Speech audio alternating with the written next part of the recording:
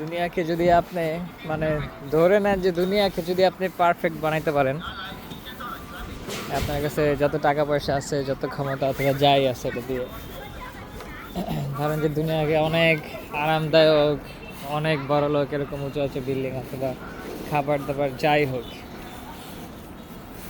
যেটা হচ্ছে ইন্টারেস্টিং বিষয় সেটা হচ্ছে যে তারপরেও এটাকে আপনি পার্মানেন্ট বানাইতে পারবেন না। আর এর একমাত্র কারণ হইতেছে যে টাইম। এই সময়টা দিয়ে আল্লাহ মানে লিমিটেশন করে দিচ্ছে সব কিছুকে, যে আপনি এই জায়গাটাকে যত ভালো বানান, যত যাই করেন না কেন, সব হচ্ছে টেম্পোরারি। এই পার্মানেন্ট বানাইতে পারবেন না কোনো কিছু। এর থেকে বোঝা যায় যে মানে এই চিন্তা থেকে বোঝা যায় যে আমাদের কি করা উচিত, এই সময়টা কিভাবে কাটানো উচিত।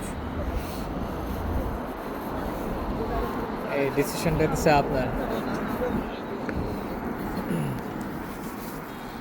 এখন অনেক মানুষ আছে যারা নাকি আরামে থাকতে চায়, অনেক টাকা পয়সা ব্যাংকে, তারা নিজের বড়লোক মনে করে। হ্যাঁ, টাকাগুলো তারা জমায় রাখছে। টাকা হচ্ছে একটা লিকুইড, মানে তরল পদার্থের মতো, যেটা নাকি ভাসে এক হাত থেকে আরেক হাতে যায়। মানুষ কাজ করে, খাবার দাবার কেনাকাটা সব একসাথে যায় আর কি। তো এখন যদি কেউ এটা ধরে রাখা দেয়, টাকা ব্যাংকে জমায় জমায় জমায় জমায় জমায় জমায়, তাহলে কি হলো, পানিটা কমে গেল, কিছুটা অংশ হইলেও কমে গেল। সবাই মিলে যদি এরকম টাকা জমানো শুরু করে তাহলে অনেক অংশ কমে গেল।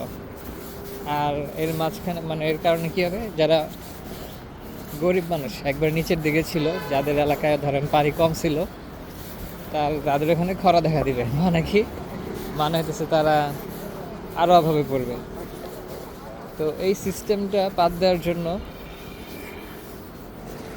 আমাদের সুদ যে সিস্টেম, এটা বাদ দিতে হবে। আর যে জাকাতের যে সিস্টেম, এটা চালু করতে হবে। তাহলে দেখা যাবে যে এই যে মানে মানুষ যে টাকা আটকে রাখছে, এটা সম্ভব হবে না। তাদের 2% যে এটা দিতে হবে। এখন আপনি যদি একটু ভালো মুসলমান হন, তখন আপনি এটাও চিন্তা রাখবেন যে আপনার পরিবারের কথা চিন্তা করে আপনার কতটুকু সেভ করা উচিত, আপনার ভবিষ্যতের প্রজন্ম, এটাও চিন্তা করবেন।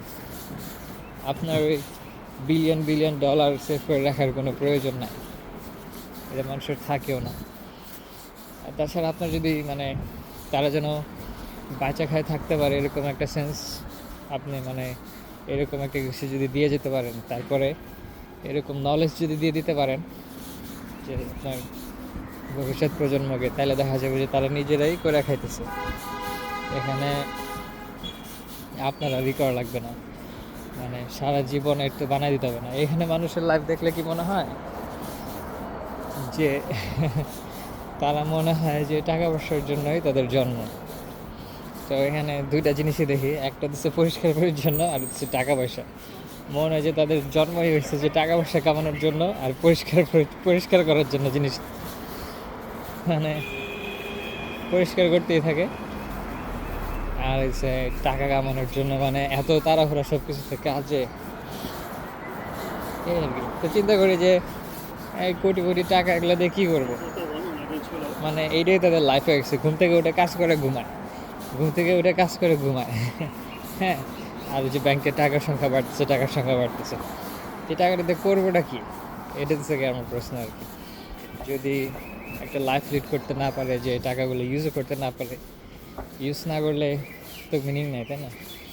এখন হয়তো বা তাদের জিজ্ঞেস করলে বলবে যে ভবিষ্যতের জন্য, ভবিষ্যতের পোলাপানের জন্য। এখন কয় প্রজন্মের জন্য আপনি করবেন, এটা কিছু কথা। আপনি অনেক কষ্ট করে দিয়ে গেলেন, তারাও যে টিকে রাখতে পারবে, এই ধারা কন্টিনিউ করতে হবে, এটারও গ্যারান্টি নেই, তাই না? তো যাই হোক, আমার যেটা মতামত, আমার মতে এরকম জ্ঞান দেবেন যে ছেলেমেয়েরা যেন ওইরকম জ্ঞানের অধিকারী হয়, যে যেন তারা নিজেরা বুঝে কীভাবে, অথবা মানে ওরকম স্কিলফুল যেন হয়, তারা বিশ্বের যে কোনো জায়গায় থাকুক, তারা নিজেরা ইনকাম করতে পারবে। হ্যাঁ, এরকম একটা জ্ঞান আর কি, মানে এরকম জ্ঞান এরকমভাবে বুঝাই টুঝাই তাদেরকে দিবেন। তো তারপরে আপনি যে টাকা পয়সায় দেন না কেন ওইরকম কিছু দিতে হবে যেন তাদের যেন মানুষের কাছে না যেতে হয়, এতটুকু দেওয়ার চেষ্টা করবেন যাতে তাদের নিজস্ব সম্মানটা থাকে যতটুকু সম্ভব হয়।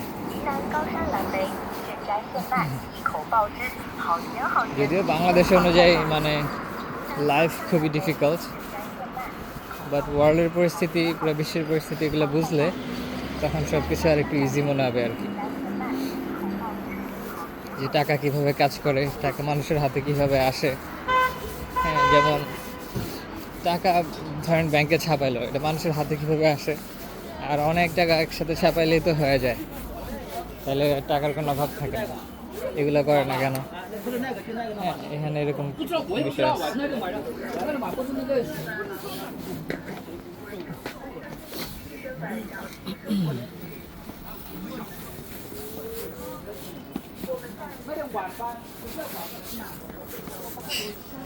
গেট লক করা ছিল, গেট খুলতে গেছি যে পিছন থেকে একটা মোটর সাইকেল জুতার ভিতরে লাগাই দিচ্ছে।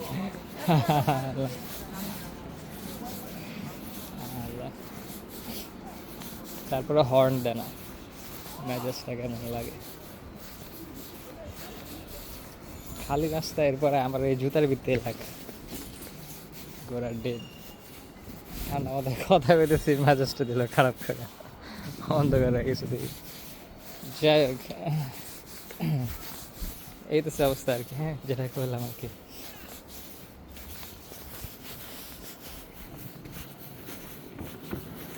বলতেছিলাম যে টাকা পয়সা কীভাবে আর কি মানুষের হাতে আসে, এটা বলতেছিলাম আর কি। এই টাকা কীভাবে আমরা হাতে পাই, এগুলো অনেক লম্বা আলোচনা, ওদিকে না যাই, ওদিকে যাব না। একটু প্রশ্ন ছেড়ে দিলাম যেন আপনারা এগুলো নিয়ে চিন্তা করেন। হ্যাঁ, এই বাংলাদেশ যে গরিব, অথবা অনেক পলিটিক্সে অনেক কিছু ইন্টারন্যাশনাল বিষয় দিকে লুকানো। আপনি চিন্তা করবেন না যে দুনিয়ার জীবন কষ্টের, দুনিয়ার জীবন হতেছে অনেক কঠিন।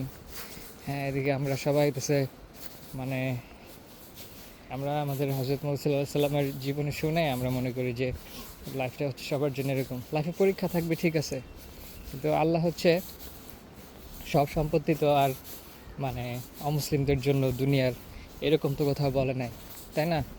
আমাদের সাহাবী ছিল অনেক হজরত মুহাম্মদ সাল্লাল্লাহু আলাইহি সাল্লামের সময়, যে অনেক বড়লোক ছিল, অনেক সম্পদশালী ছিল। হ্যাঁ, এরকমও তো হয় না যে আমাদের নবী ডিসলাইক করছিল সাল্লাল্লাহু আলাইহি সাল্লাম, তাই না? তো সম্পদ আমাদের লাগবে, ওইটা যেন ঠিকভাবে আমরা কাজে লাগাতে পারি, সেই দোয়া আল্লাহর কাছে চাইতে হবে, সেই দোয়া আল্লাহর কাছে করতে হবে। কারণ আমরা চাই না যে মানে টেকনিক করে সব ক্ষমতা তারা নিয়ে যাক। যেমন আমেরিকা ডলার ছাপায় খালি, আর ক্ষমতা দিচ্ছে তাদের কাছে। তো এই সুযোগ, এই চান্স এগুলো দেওয়া যাবে না আর কি। তো এই কারণে আমাদেরও মানে ধন সম্পত্তি, টাকা পয়সা এগুলো বানায়, আমাদেরও মানে ওদের সাথে ফাইট করতে হবে। আল্লাহ দিয়ে দিছে অলরেডি, যে আরব কান্ট্রিগুলোকে যে তেল দিছে, তেলের মাধ্যমে এখন তারা কি করে, সৌদি আরব ডলার ছাড়া তেল বিক্রি করবে না, আমেরিকার সাথে চুক্তি করছে। এখন যদি তারা বলে যে না, যে কোনো কারেন্সি দিয়ে আমরা মানে তেল বিক্রি করবো, তাহলে কিন্তু আর আমেরিকার পাওয়ার থাকে না। আর যদি তারা বলে যে শুধু সৌদি আরবের রিয়েল দিয়েই আমরা তেল বিক্রি করবো, তাহলে পাওয়ারটা কিন্তু সৌদি আরবের কাছে চলে আসে। তো এইখানেও রাজনীতি চলে এই বিষয়ে। আচ্ছা, আমি চলে আসছি, পরে কথা হবে না।